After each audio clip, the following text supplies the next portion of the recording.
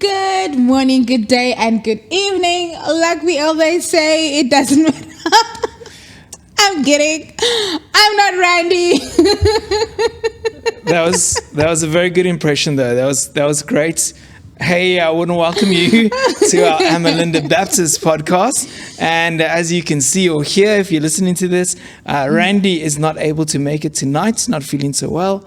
And you've got Annabelle filling in. And I have Annabelle filling in with today. It's a podcast. And so thank you, Annabelle. Great to be able to spend some time chatting with you today. Oh, you're welcome. It's always a joy chatting to me.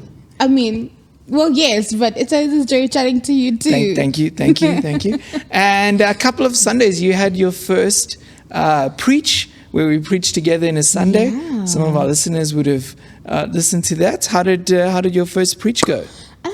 Well, I think it went fine. I don't know, actually, because it didn't really feel like much of a preach. It felt like more like this, like a discussion, like a teaching, so, but I mean, like, it was fun, like us doing that together, because we've never done that before, and we've kind of wanted to for a while. Yeah. But yeah, I think it was good. Yeah. I received some good feedback from that preach. Did People told you? me, yeah. They were like, they really enjoyed it. They were like, it's really practical. And they said, you're very funny. I am hilarious. I was like, she's funnier than she thinks she is, but okay. Yeah, this is true. I laugh at my own jokes more than other people laugh at my jokes. Oh, yes, this is a little bit true.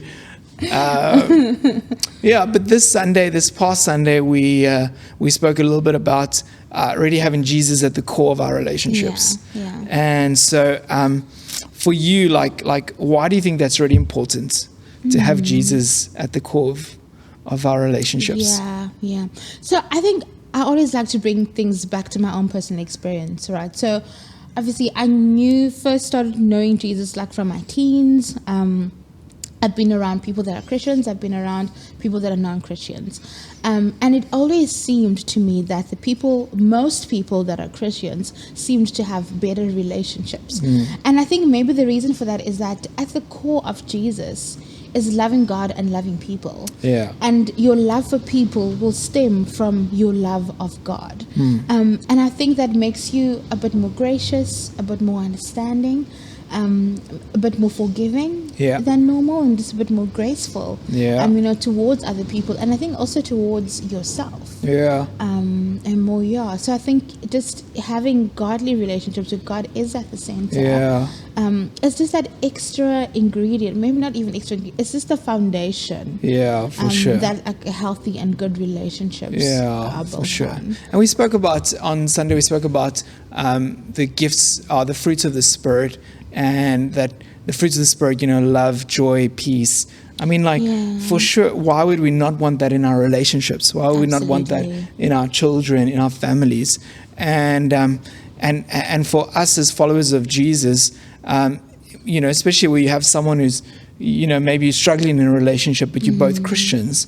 Like, that's the goal. You want to be saying, I want to become more like Jesus so I can have more love, joy, peace. And it's not me trying to change the person or me trying to get the person to become like this. It's me focusing on myself first. Yes. And as we each focus on ourselves, we can grow in our relationship with God and our relationship with one another. Yeah, because then when we become better for other people as well. Like you're saying, the fruits of the Spirit. If I'm more gentle, if I'm more kind, if I'm more a patient, that also has a direct effect on you as well.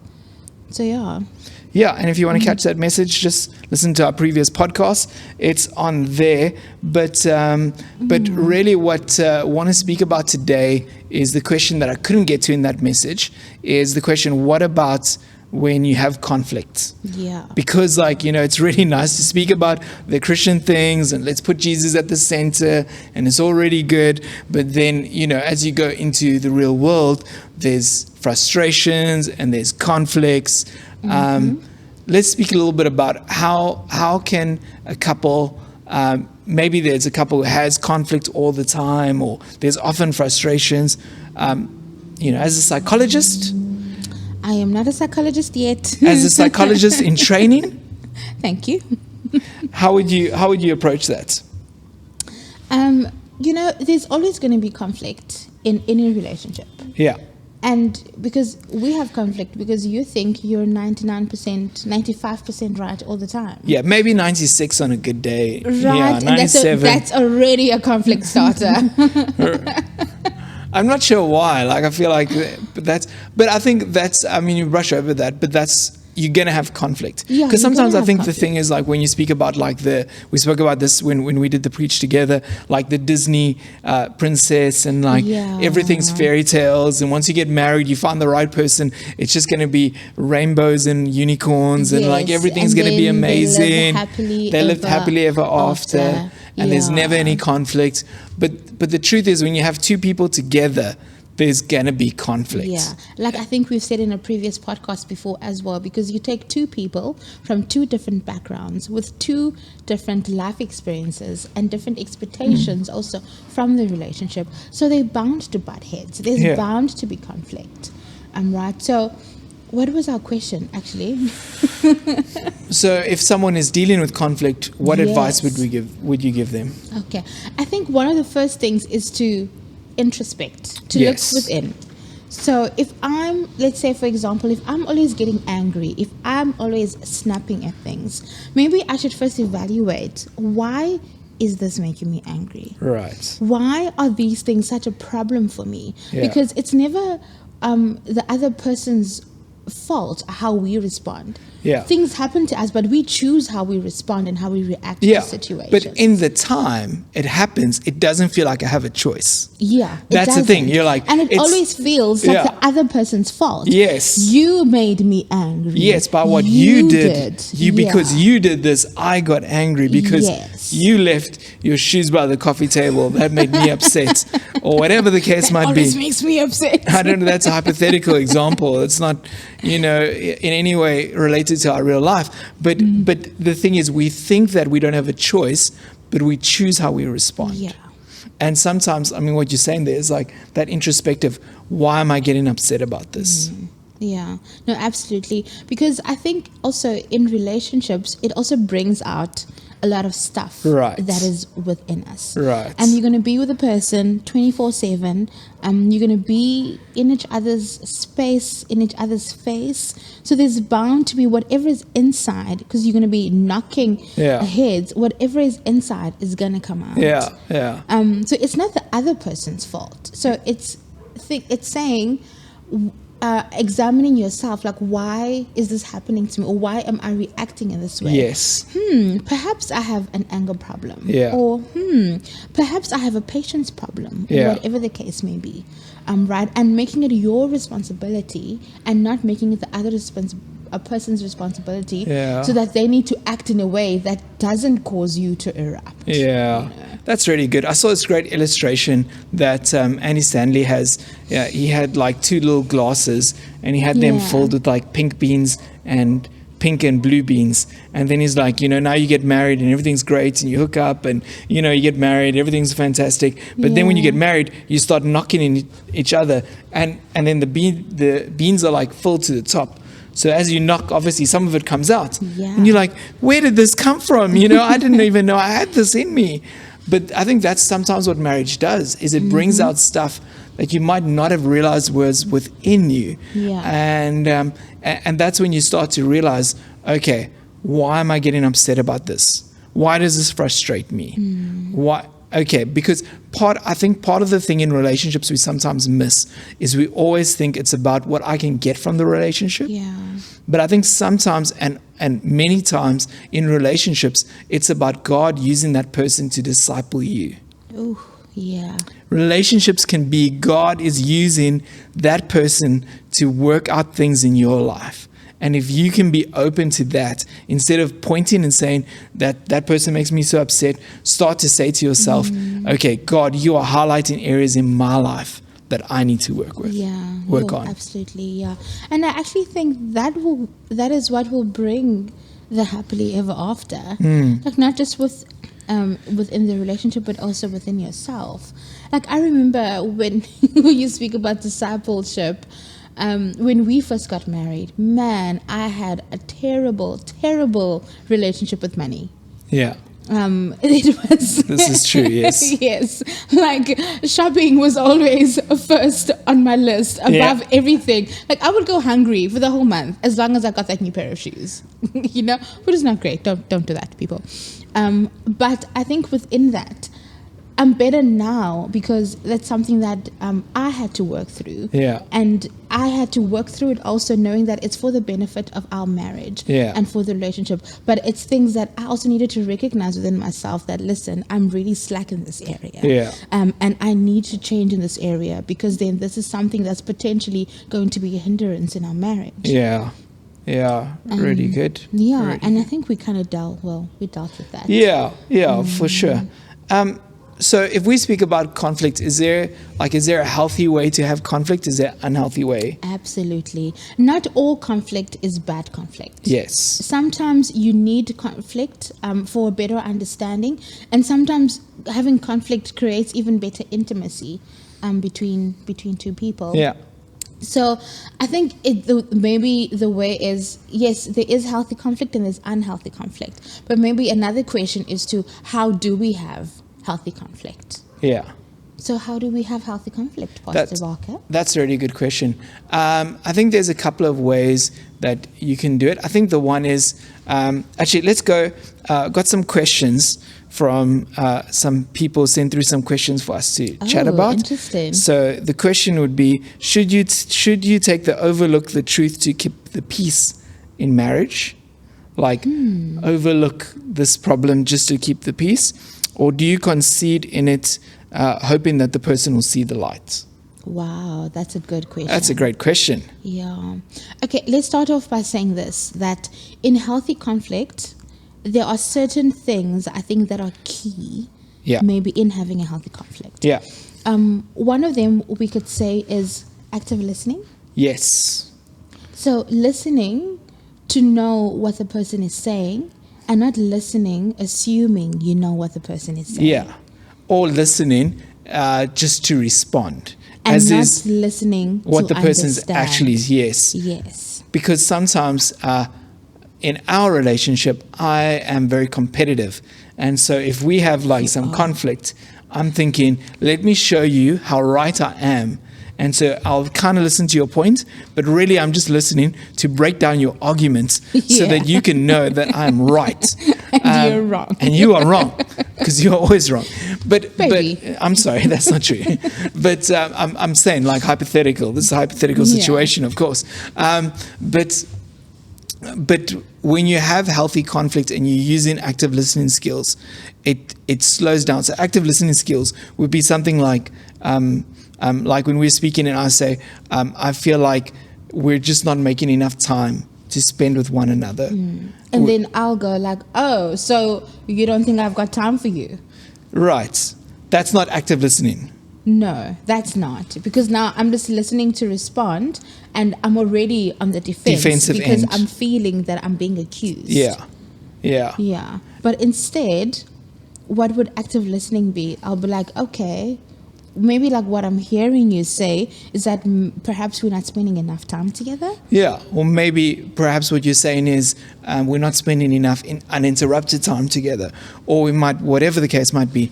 And But so, then also, sorry to go cut for you it. off, Lav, but then that will also lead to more clarifying questions. Yes. Like, okay, is this what you really mean? Or Yeah. am I just interpreting it wrong? Yeah, and also what it does when you use a skill like active listening is it just slows the conversation down. Because sometimes what happens when you get into a conflict is one person says this, another person says this, and it just escalates. The heat of the conversation just gets hotter and hotter, and then it just blows up. Yeah. And then it becomes pretty hard. So active listening is just slowing down, listening what the person's saying, asking clarifying questions. Yeah. The other thing sometimes we do is it's good to like I would do this sometimes. I'll just throw in like a joke somewhere there. Yeah. And so we'll be having a conflict and somewhere I'll just make maybe a slightly inappropriate joke or like a not inappropriate, but like just something. Just like the timing is just not great. Yeah, but what it does is sometimes when you just add a bit of humor, it just breaks a bit of that tension, like that anger. Yeah, it really does. And it makes me upset when you do that, because sometimes I feel I want to be a bit angry for longer. But then And the then anger, you throw in a joke and I'm just like, oh man, there it goes. and then the anger goes down. To go back to the question, to keep peace, I think also the other thing that we need to say here is it's really important to determine which things you want to be upset by. Yeah. So there's some things where you're like, okay, this is a frustration, and other things where you're like, this is a problem in our relationship. Yeah. So, True. And frustrations can also be maybe like pet peeves. yes. Just because you don't like something Yeah. that the other person's doing, but it's like, is this something that I can live with? Yeah.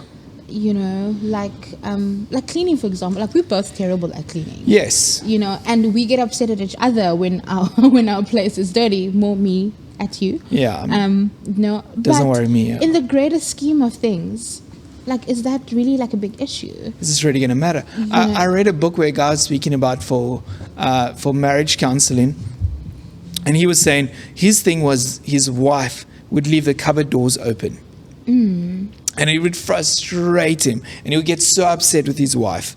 And eventually, he just made a decision. He's like, listen, I get so upset, but this is not actually a big issue. So he said to his wife, listen, honey, for the rest of our lives, you can leave them open. I'll just know my role is to just close the cupboard doors. And so he gets home, and the first thing he does is he'll go, greet his wife, close all the cupboard doors. And That's a good system right yeah, there. and he's just made peace with it, because he knows that issue is not something that I want to bring up. Yeah.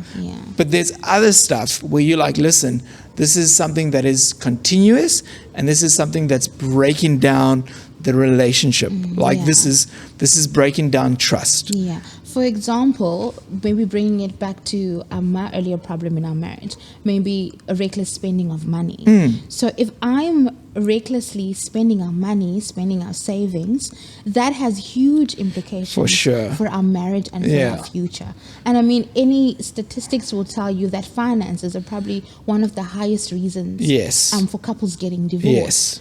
So that is a big issue that we cannot overlook. Yeah. Because then it puts our marriage in jeopardy. Yeah. So that is something we have to speak about. Yeah. But in speaking about that, we need to be wise in how we go about speaking about it. Yeah.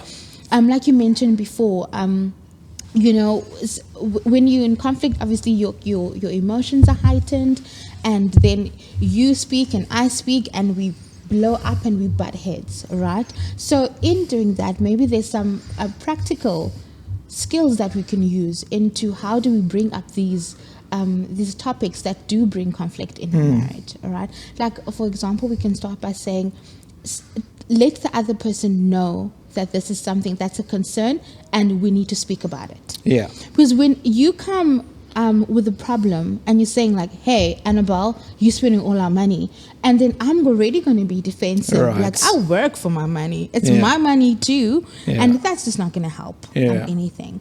Right? But I'm like, okay, maybe you come, it's like, okay, babe, I feel like we just need to have a discussion around our finances. Yeah. Let's pick a time, let's pick a place, and then we can just chat about it at Yeah. a later stage. Yeah. So then in that way, both parties are prepared. Yeah. Then Very I know good. that this conversation is coming. Yeah. You like warn me. So then when it does come, I'm not defensive. I'm not feeling like I'm attacked. It's a conversation that we're going to have, as uncomfortable as it is, but it already there's the emotions, like a huge chunk of the emotions Yeah. are already taken out Yeah. of the equation. Yeah, and then it's really good if you have like a bit of I'm sure there's stuff like this on Google, but you have a bit of a plan of action to go through it. So, Yeah. so list the problems, list like, these are the things, this is what you contributed, this is what I contributed. We each take accountability for what For we our did, actions, for our yeah. actions. I didn't tell you, whatever the case might be, the way you responded, we each take responsibility and list ways. Okay, how can we overcome this? Let's speak about this. Yeah. Just open the conversation. Use active listening. This is what I heard you say. This is, am I hearing you right? Just make it really slow. Take the emotions out. Slow the emotions down. Yeah. And then the other thing that's really helpful to do is sometimes it's helpful to take a time out. Yeah. So where you're in a conflict, maybe you haven't gone, okay, let's have a whole conversation, you just like, this conflict just started to escalate, don't always feel like you need to finish it now. Yeah. Sometimes what's really helpful is, listen, honey, this is just becoming a little bit overwhelming for me. Can we just take a bit of time out? You can go for a walk. You can go relax, just go breathe, just calm down, let your emotions subside.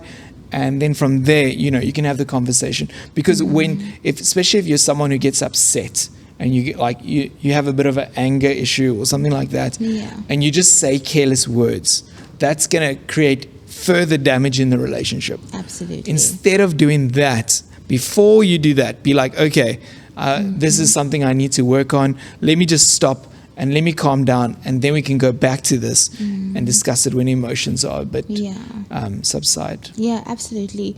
And in that way, you both know that whatever decision you're going to come up with, or whatever compromise that you're going to reach, is going to be for the benefit of the relationship, and both parties are going to be happy. Yeah, very good. And I think the other thing in relationship, in conflicts, that's really important is have the conversation between the two of you. Yes. Don't take the conversation out. Yes, that is crucial. And speak to someone else about your spouse. Specifically, I feel like this is should be general knowledge, but let me just say it in case anyone is tempted. If you have an issue with your spouse, don't speak to someone else, and especially don't speak to someone of the opposite sex about your spouse. Yes. So don't go with someone who's a colleague. There's a girl who you work with. If you're a guy, okay, I'll just speak to her. She can help me understand. Don't do that. Yeah. That's just really a terrible idea. That's a recipe for disaster. That's a recipe for disaster. Rather speak to your spouse. Speak like if you have a trusted counselor or mentor or someone like that, who's a few steps or a few stages in life ahead of you, maybe that person. Counselor, cool, definite. Mentor, yes. But like friends and like other random people, don't speak to those people about your spouse. Because generally they're going to take your side, and generally what they're going to do is they're not going to give you advice that's actually going to be helpful. No, absolutely. And more often than not, it's going to be hurtful and detrimental to your relationship. And more than it is helpful. Yeah. Anything else on conflicts? Yeah. How to have good, healthy conflicts? We've probably covered a bit on conflict as well. Also, just to say, I think on that, don't be scared of having conflict. Yeah. Because, I think I said before, sometimes having healthy conflict can help you grow. Because I remember even in our marriage where we've had conflict, and then I actually realized your side, and I'm actually like, oh, he is actually trying to protect me. This is actually for my good. And I was just being defensive for no reason at all, but it's actually for my benefit at the end of the day. The other thing I just want to say on conflict resolution, but this is also partially a leadership principle, a relationship principle. There's a difference between problems to be solved and tensions to be managed. Ooh. So there's some things. You have to explain that. There's some things in your life that are problems to be solved, and there's some things that are tensions to be managed. Problems to be solved is is something like, what are we going to do this weekend? You want to go to the whatever you want to go to the beach, and I want to go for a run. We got to decide. It's a problem. Now we have to chat about it. But once we chat about it, it's done. It's finished. It doesn't pop up again. Tensions are things that come up again and again and again. So tensions will be something like, there's a tension between where you spend your time. How much time do you spend at work? How much time do you spend with your family? How much time do you spend with your spouse's family, your family? Those things, how much time do you spend with your children? How much time do you spend alone? And those things change. The dynamics change all the time. And so sometimes what happens in relationships is you feel like this is a problem we've solved. We've talked about this. We're done. but it comes up again and again. Yeah. That's not a problem. That's a tension. And the moment you change the weight on one side, you're probably going to have to pull it back on the other side. You know what I'm saying? So sometimes you can go, okay, well, we're only going to spend time with my family, but now we pull this side. But now your family is saying, oh, we need to spend time a bit here. And it's a tension. So you got to manage it, not solve it. If you try and solve it, you just make it worse. Yeah. You got to learn to manage it. Yeah. And so that's really important. If you can do that, there'll be some stuff that'll be really helpful in relationships. Don't try and solve the problem. Manage the tension. Yeah. Put a little bit more on this side, then put a little bit more on that side. And even just identifying, listen, this is a tension. In every relationship, time is going to be a tension that you're just never going to solve. Yeah. So speaking about that, like, how do you navigate around people that are constantly demanding of your time? That's a great question. I think it's quite dependent on the person. So I think there's some people that I'm super open for to invest my time in.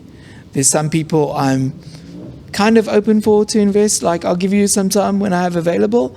And there's some people I'm like, I might not give you much time. Like, and it sounds pretty selfish, but I only have as much time in my life. And so if I say yes to you, I say no to something else. Yeah. So, and I think that's a crucial thing that maybe that we don't understand. Because then if I'm filling up my day with meetings or visits or whatever the thing is, and it's a weekend, then you're saying no to spending time with your family, to spending time with your spouse. Yeah. To resting. Yeah, instead of resting, you try and do too much.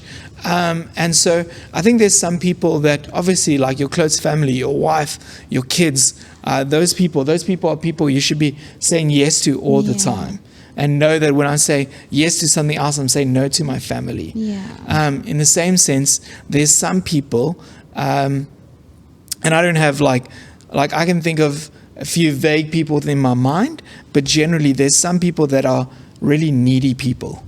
Do you know, like there's people that are like, they always need help. Yes. It's always a crisis. It's never their fault. It's always someone else's fault. And there's people that like, they'll always need something from you, but they'll never able to give something to you. Like they're like relationship vampires. Yes. They just suck the life out of you. Yes. I'm pretty sure if you're watching or listening, you have a person that popped into your head as you're listening to us. There's some people, you spend 5 minutes with them and it's like, it's negative and I need this and I need that and please help me with this. And, there's all of those things. And so for those people, and I don't say this about everyone, for those specific people that are always needy, learn to say no. Learn this. No is a full sentence. Yep. Which is really challenging, right? It really is. Like, I still struggle with that. I feel for sure, like me too. If I say no to someone, I still need to justify why I'm saying no to you. So when I say like no is a full sentence, it's saying that sometimes when someone, and specifically some people ask me like, hey, can you please do this for me? Or, hey, can you please spend Saturday helping me clean out my house or move or whatever the case might be. And I know... Babe, I don't think anyone's ever going to ask us to help clean. Probably not. That's not our strength. I was trying to think of an example. And it's okay for me to say no. And it's okay for me to say, not to say anything else. Yeah, absolutely. And I think even with that... good boundaries are also important. Yeah. And sometimes it's not that people are necessarily relationship vampires, but sometimes there's just a boundary that you cross, or a boundary that you need to have in order to protect yourself and to protect your peace and to protect your time. Yeah, for sure. And I'll just say this, that so Relationship Vampires series Craig Groeschel did in his church a couple of years ago. If you're listening to this... Oh, that's where I got the word from. Yes, you got it from him. From Craig Groeschel. So listen to that series. That's a brilliant series he writes. Some stage I'd love to preach that at our church because I think it's so important. You have people who are needy. You have people who are controlling in the relationship. They just want to control. What do you do when someone is controlling in the relationship? Maybe I should ask you that question. What do you do when someone is controlling? Yes. Say, stop it. I'm kidding. But yes, you probably should. But I also think that's where boundaries come in. And Yeah. you also knowing how to be assertive in what you want and being able to communicate what you want as well. Yeah. And sometimes in relationship it's difficult because the power dynamics don't balance. Yeah. You know, and also please just take this with a word of caution in that there are some situations where you don't need that balance and you just need to get out. Yeah. Like if situations are toxic or they're abusive. Yeah, like those extremes, it's just there's just no Yeah. tolerating it. Yeah. And can I just say this? You can never change what you tolerate. Yeah. So if someone is controlling, if someone is toxic, if there's unhealthy things in the relationship, if you tolerate it, you allow it. And you're never going to change it. And I think sometimes, we speak about as Christians, sometimes we have this misconception that we need to be kind and submissive, like kind is probably the wrong word, but we need to be like people can just do what they want. Yeah, maybe like gracious because I need to reflect Jesus. So then we interpret it as people walk all over me. Yes. And if you look at Jesus, that was clearly not the case. Not at all. Look at when he went into the temple and he just chased people out. He was definitely not a walkover. Yeah. There were stages where Jesus preached stuff and people were like, whoa, Jesus, that's John chapter 6. Jesus, that's really difficult. What are you saying? Like, don't you want to go back? Like, don't you want to? Nope. This is what I'm saying. Yeah. Because he's creating boundaries. When the Pharisees came to him and said, you hang out with the wrong crowd. Like, these are all sinners. Jesus corrected them. Matthew 24, if you read through all of that, or Matthew 25, Jesus was not a walkover. Yeah. He knew where he was going, he knew his purpose in life, and he didn't get distracted from that. Yeah. So then we could say, in a nutshell, having boundaries or having good boundaries stems from you knowing your purpose. Great. You knowing your values and what you want out of life and what's important and for you. Yes. Because to add on that, if you don't know what your clear yeses are, you'll say yes to anything. Yeah. So if you don't know, like, okay, at the end of my life, this is what I want to say yes to. I want to say yes to having a great relationship with my wife. I want to say yes to having a great relationship with Jesus. I want to say yes to having a great relationship with my family. But if I just say yes to everything, I'm going to end up saying no to a couple of those things because I'm just trying to please people all the time. So also saying no is also practicing good boundaries. Yes. You said no, but I said yes. But I just agree. I was just agreeing with you. I think the last type of person I'd like to speak about is people who are critical or negative. Oh, yes. That's like the people who are always, no matter what you do, They're always going to find fault. They're always going to find fault. It's never good enough. Yes, you always could have done it a bit better. If you got, sometimes parents are like this. If you got 80, they're like, oh, you could get 85. If you get 85, they're like, you could get 90 something. If you get 90, oh, you could get 95. And no matter what you do, you just feel like it's never good enough. Yeah. And people can be very critical. And sometimes when people say that, like, it hurts. Yeah, absolutely. It hurts you because I think anyone wants to be good in what they do. They want to be valued. You want to be shown appreciation and be affirmed for what you do or for your skills or for whatever it is that you bring to the table. Yeah. Right. And a lot of sometimes people who are critical that really hurt the most are people that are either in authority or people that have like some power over us, like you're saying, like your parents or maybe it's like your boss or or people like that. And those are the people that we seek validation from more often than not. And I just want to say, if you have, you might not think, here's the thing, different people, your words weigh differently. So if you're a parent, if you're a teacher, if you're a leader, a boss or whoever, and you just see yourself as, I'm just trying to help this person get right, but you use your words carelessly, you don't know. I remember a guy saying to me, he must have been in his 70s or 80s, and he said to me, I remember my teacher said this to me when I was in school, like 60 years ago, and said like, you're stupid, you're never going to be successful. And he still remembered it 60 years later. Because words are powerful. Words are powerful. And even if you're like, I just want to get this. No. Be so careful with the words you use. Don't speak out of anger and frustration, but use your words wisely to build people up, not to break people down. Yeah, absolutely. And now in instances where that does happen, because let's face it, we are going to be faced with the voices of critics in all areas of our lives. But I actually had heard something very good that helped me. In my journey of self-growth, and it was actually from Anthea Francis. And she says to me, Annabelle, you just got to take the meat, chew the meat, and spit out the bones. Because sometimes in that criticism, there are valid points. Sometimes there are things that we need to work on, and like, okay, that can actually help me be better. But sometimes you just got to realize that actually this is just coming from a really critical person, or it is coming from like a very negative spirit. Or like the saying goes, hurt people hurt people. Or it's coming out of a place of hurt. So then in your maturity, you got to decipher what is the meat in this, or that's being said, and what is the bones? Because the bones that we need to throw away, the bones that say that you're not good enough, that you're not worthy, or you can never amount to anything, or you never do anything, those are bones that need to be thrown away.